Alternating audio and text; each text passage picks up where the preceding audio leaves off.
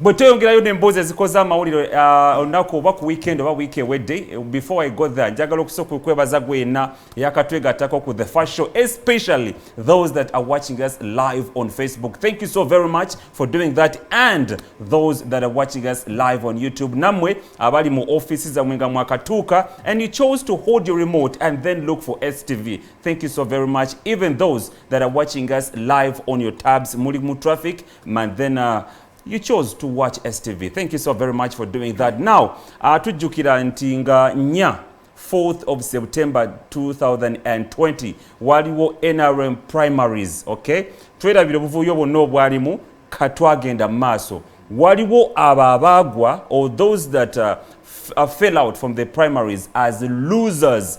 Then afterwards they wanted, or they chose to come as independent candidates, and even some of them were nominated for kyobubaka bwa parliament n'ebifo ebirala as independent candidate. Then olunaku olw'ejjo nga tukimanyi nti buli Sunday NRM ebeera ne press conference, era batudde olunaku olw'eggulo ne boogera ku eyo 45 people team that was set okulaba nga take out some kind of reconciliation eri abo abagwa mu kamyufu ka NRM n'abasalawo okujjanga independent. Bagamba nti teri budget egenda fulumizibwa okulaba nga basasulwa nga bukyali kisuubirwa, so the only procedure is about reconciliation.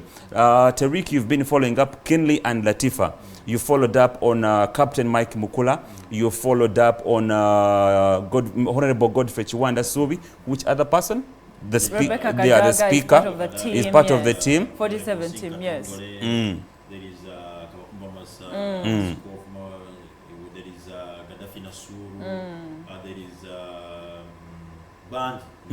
Yes. But now let's look at the most prominent ones. Yes, omuli Captain Mike Mukula, yes. Yabadde n'olukungana in charge of the Eastern region, yes. Yes, kwabadde kuno zabadde omne Honorable Godfrey Chiwanda Subi. Then mu Eastern region wabaddeyo the Speaker of Parliament, and then we wala wabadde olukungana.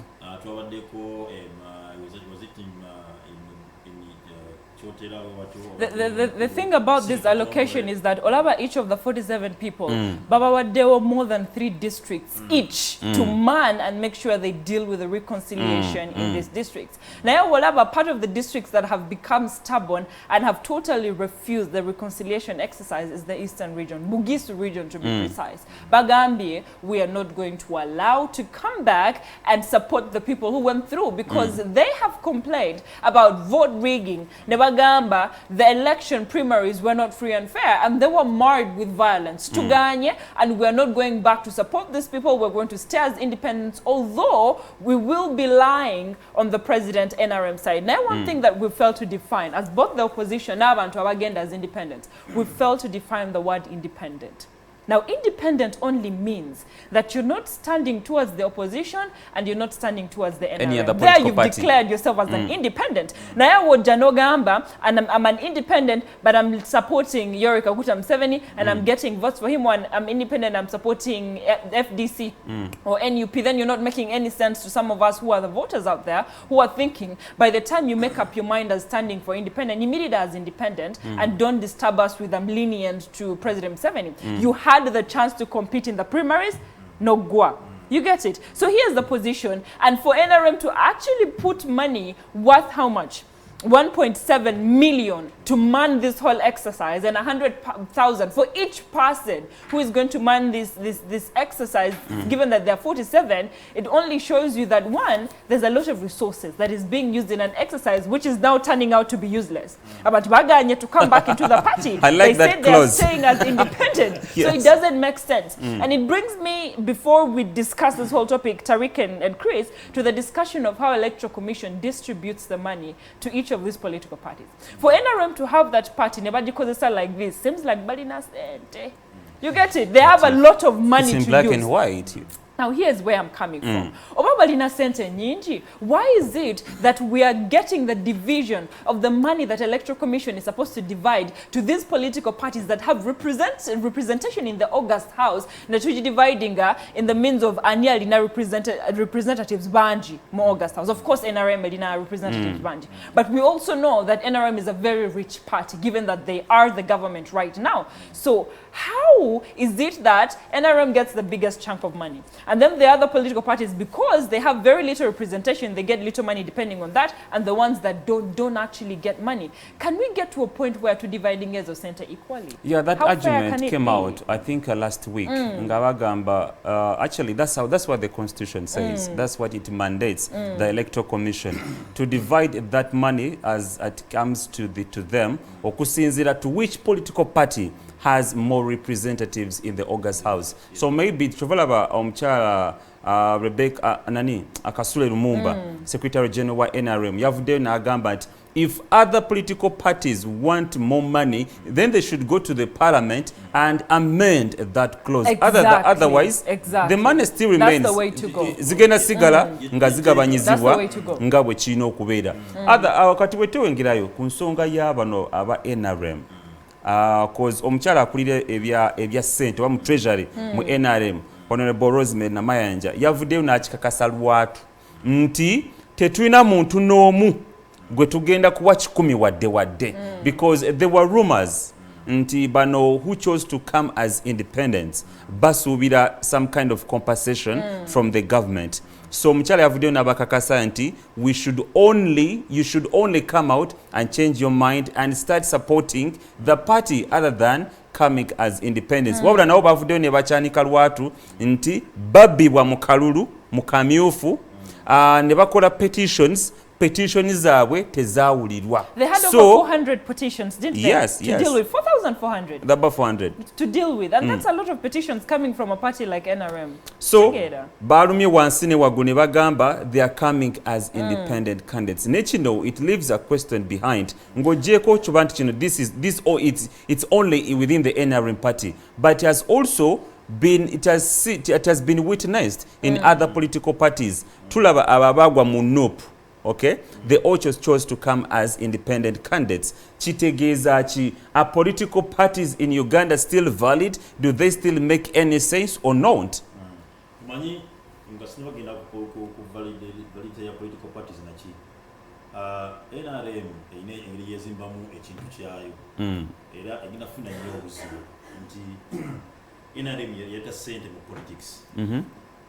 Kuba polisi wa fayame ayo nise nabera nga yingede mu sente nga mtu unaka baloza sente twalabye ekyabadde wano abadde bizita mitiana era abakungu bagenzeeyo bali ku mbeera yemu oba bali ko sailinga abantu kwati bakunga kuliza president Museveni akalulu abo bali open abagamba nti balina ekyo mtu gamba Yesu tukiwulidde era Museveni tugenda mu zakalu naye twagala kubisawo twagala ku sente bitugenda mu bantu wansi unetogera mvuka yakulinaga wengine wasimba mvuka banango bagandi banaye NRM bikibagamba kimuti amumuyina sente nafu mutwe ku sente so NRM yateka we embeera nti akaluluko nakonna omuntu ino kubantu akola abangira politics kadiza kuba sente President Museveni yakola statement tuba embeera kunakula bavubuka this year nagamba avuga nga abawa magezi bagende babere bakozi nnyo bakole era abajembe obufuzi nga balinawo ki sente kubanga akalu atayina sente mwagala kwata yingira mu byabufuzi kikulaga bunyi akalu bakafudde ka sente nabasente basaba MP okubanti yewan so bukadde busatu Chris wali baddo sobolo bwadde sobolo chikero kubanga you have the ideas neto ina bukadde busatu bugina kola ki wala okumaninga just campaign izo ka sente zabitagaza banyingi kati abantu bana bajja mu kamyufu bateeka mu sente tubadde mu toba abantu ndio mutagula balonze ebitwale ebiri ogenda ku line emitwalo 5 so kati omuntu omuganda waliwo aveemu katogera mu wadde 10 togenda mu wadde akalimu n'ekimumenya already alaba nti aspendinze ate nale mu nkola yaabwe 2016 era aba independence bagenda bagwa ne bakolawo n'ekibiina ekyaba independent nga baagala era president Museveni n'abasinka kyamala n'abasinka nowe n'aleero yana boka sente nabo nginjo yetuta nabajjamu kali trend eyo nebanga bo benyini bagitandikawo bamanyiza abantu bati NRM mukole kintu kyonna kyonna sente has to be there walero President Museveni adjust chemno NRM adjust sente mu kalulu nakama NRM gijjemu sente I bet it NRM so that literally literally you're saying that these are political patronages. Yes. And politics in Uganda in a nutshell in regards to what you're saying, that it is a desert of ideologies and a forest of money. Abakulembeze abalungi tufuna abakulembeze abazze lwatu alabi kyabade clear era bakoze ekibiina the independent movement abeena la benyini bagamba no tugenda kukkiriza akalukali mu obuzibu there was unfairness abantu rwabbibwa abateka musenge mu kaluti tugenda kukkiriza tugenda kuvaamu negoza kiki banoonya omukulu omu namara MP ali mu East African legislative council yala yabadde we abantu byatuzizza abamu wabo mukyali yasimbe ku pisi mutuuzi yabatuzizza ne bagamba nti bagenda kuvaamu era mu kuvaamu bakoze bakanyiza ibinava nakyali bakanyiza nti abavudde bagenda bafunira emirimu mu government bagenda bayo kasente bafune n'emirimu bameka abo so bali babiri so olaba embereyo okuvaamu tomala kubaako kyetukuwa NRM abantu batadde ye mwenyini yeteerawo embeera ebbanga ne malanga eteeka ebintu byagwete kupatenge ekizimba bwekyo tegena funa abantu bagala kintu kinene Latifa could this be the last kicks of a dying horse? Here's the thing. For NRM to have 600 unheard petitions, 600 and they're unheard. And Tango Doi Navayo Nagamba, these petitions are petty. So they can be heard. By the time you tell people, if you fail and you're not satisfied with the results, mukomo jetuli, mukole petitions. But when they bring the petitions, you say they are petty, so you cannot hear them. You're only creating more grievances in your party, and you're creating more independence in the party. Now here's the problem that NRM as a party has faced. It is called the untouchables.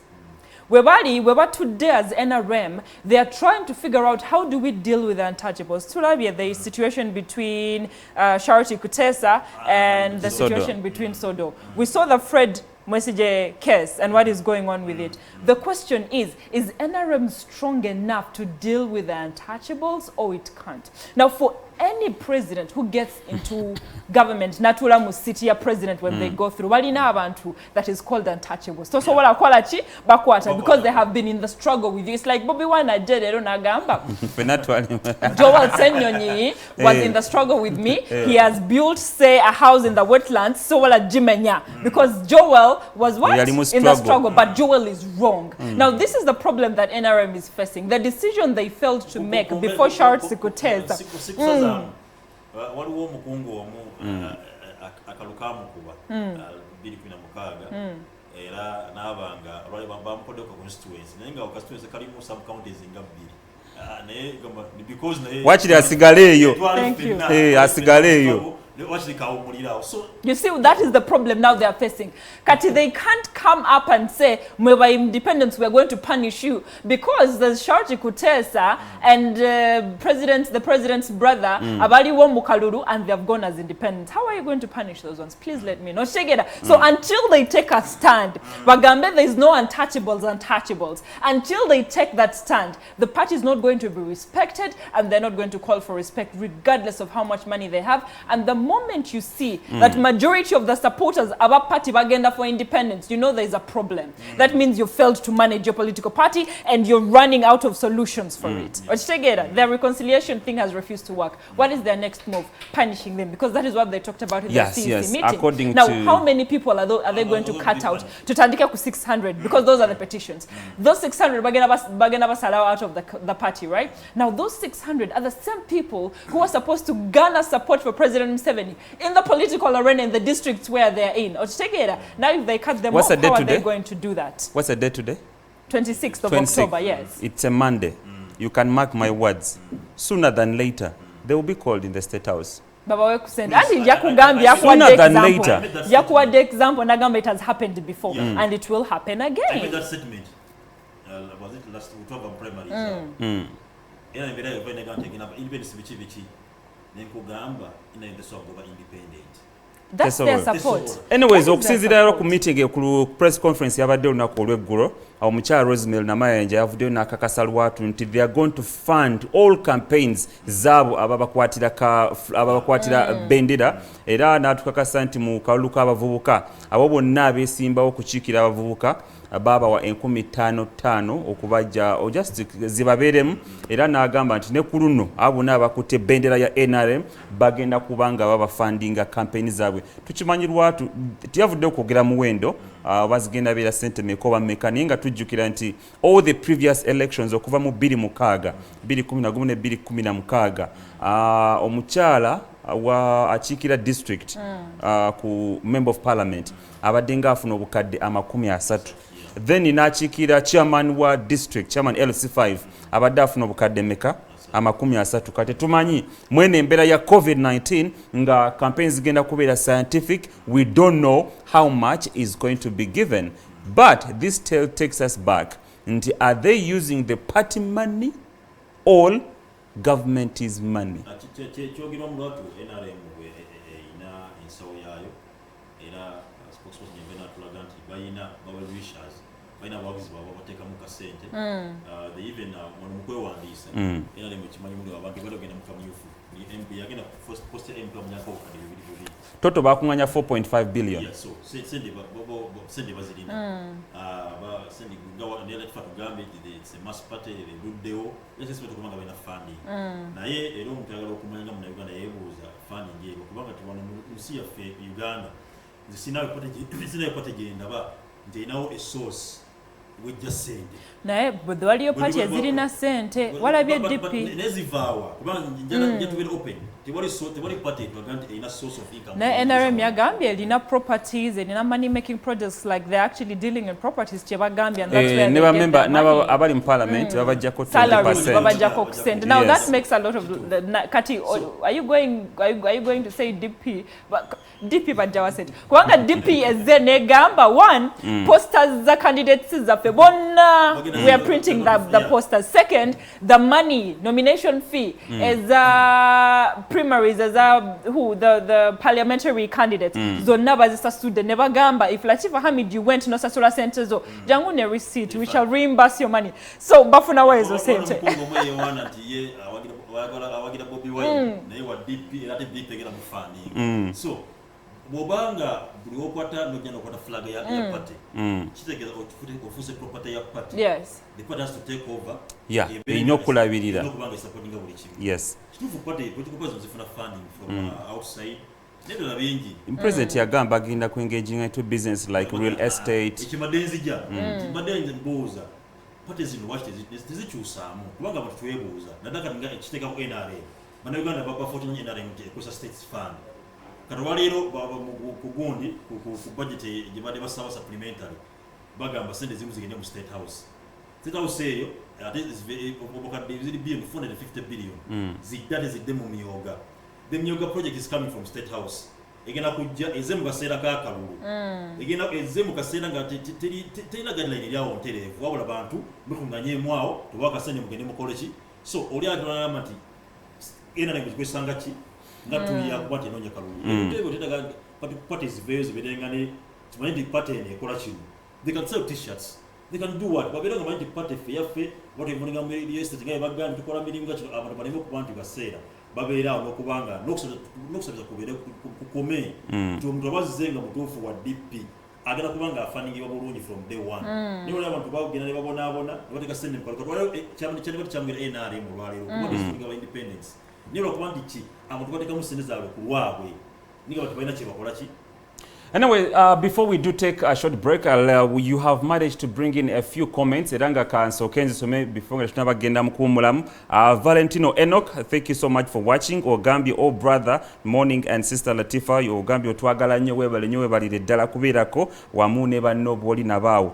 And then Bengo Kato, Ogambi nti people construct in swampy areas. Waliwo omulala wano abadde tini ogambye yet another ground breaking weekly episode of the first show. Couldn't wait for the weekend to get done. Good morning, Simon, Chris, Latifa, Nkata, and Adams watching live from Seta. Abe Seta, Batula Vidamu Hebale Nyoko Verako. Farouk Jr., you say, good morning, STV family. I'm happy for what I have heard from you about telling your viewers good for this ruling regime and the prayer you started with, Latifa and others. Assalamu alaikum. Or streaming live from the heart of Mbarara. Wow. Mbarara, thank you so much for being part of this amazing show. And then Godfrey Magembe. Today, here in Busia, STV Uganda, clear. I love first show #1 at GFS Kembuga team. Thanks for the show. Bengo Kato at GFS Kembuga team. For sure, we appreciate government for humanity and stability. Abdullahim Hassan Elias. Good morning, STV family and everyone. May Allah give us a bright day. Oh, okay. Robina Seruga. We need Museveni's academy. Tatuina Papula za President Museveni. Empapula muzisabe Electoral Commission. Tatuina Papula za President Museveni.